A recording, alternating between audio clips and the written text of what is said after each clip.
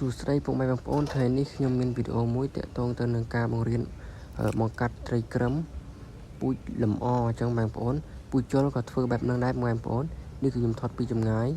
តិចនិចសំខាន់របស់ខ្ញុំបាទគឺបងប្អូនមានតិចនិចរៀងខ្លួនប៉ុន្តែខ្ញុំមើលដាក់តិចនិចរបស់ខ្ញុំបាទដែលខ្ញុំធ្លាប់បង្កាត់បានអញ្ចឹងបងប្អូន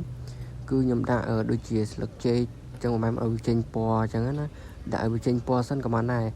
បន្ទាប់មកយើងដាក់ស្បូវយើងហ្នឹងរបៀបដាក់ចំបើងចំបើងនៃដែលងាប់ហើយយើងយកមកដាក់អញ្ចឹងបងប្អូនដល់ពេលយើងដាក់ធុងស្នោអញ្ចឹងក៏បានដែរដាក់ធុងប៊ីត្រូអីក៏បានដែរបងប្អូននេះឥឡូវខ្ញុំបើកមកវិញសិនមើលដូចជាយើងដាក់ទឹកកុំឲ្យច្រើនពេកយើងដាក់មកល្មមប្រវែងហ្នឹងមើលតាមវីដេអូហ្នឹងទៅបងប្អូនខ្ញុំដាក់ដូចជាស្លឹកចេកដែលងាប់អញ្ចឹងណាហើយនឹងចម្បាំងតិចយើងដាក់រយ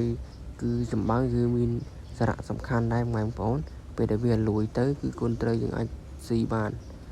នេះខ្ញុំដាក់ឲ្យឈ្មោលមុនអញ្ចឹងណាយើងដាក់ឈ្មោលមុនទុកវាមួយថ្ងៃសិនឲ្យវាស្គាល់ទីតាំងបន្ទាប់មកថ្ងៃទី2គឺខ្ញុំនឹងដាក់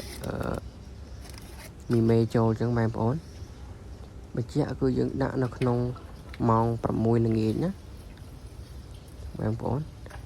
នេះគឺជាត្រីដែលខ្ញុំត្រៀមដែលខ្ញុំចិញ្ចឹមទុកដាក់កែវអញ្ចឹងបងប្អូនបន្ទាប់ពីយើងដាក់អាចឈ្មោះបានមួយថ្ងៃហើយយើងដាក់មីមេតាមក្រោយវិសាពូជត្រីលម្អយើងមិនដាក់ទីខ្ញុំអញ្ចឹងទេមិនដាក់កែវលេងអញ្ចឹងទេយើងប្រឡែងវាចោលតាមធម្មជាតិនេះគឺតែខ្ញុំថតវីដេអូធ្វើឲ្យពុកម៉ែមិនឃើញអញ្ចឹងណានេះគឺពូជអេលៀន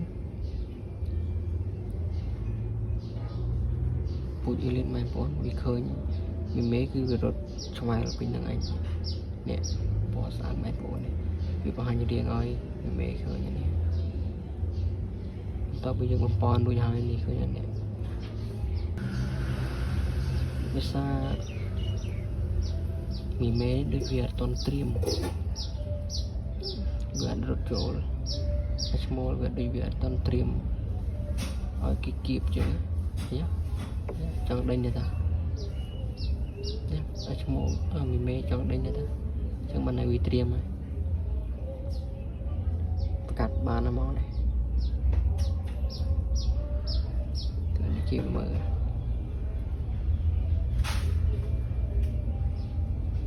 ចាស់ជួយមកអេលៀននឹងមហាឆៃមីមេហ្នឹង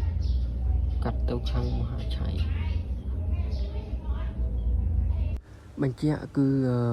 យើងត្រូវប្រឡែងមីមេហ្នឹងនៅក្នុងម៉ោង6អញ្ចឹងបងប្អូន6ល្ងាចណា